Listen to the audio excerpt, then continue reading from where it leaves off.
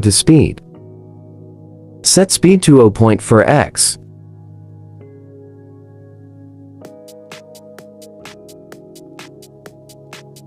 Add your sound.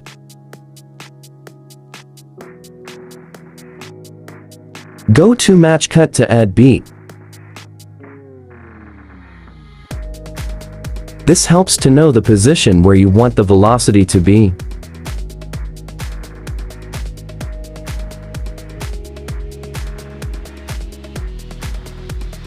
On the Bayer split, then split below 1.8 second. Then increase the speed to your liking. And do the same on the rest of the beat.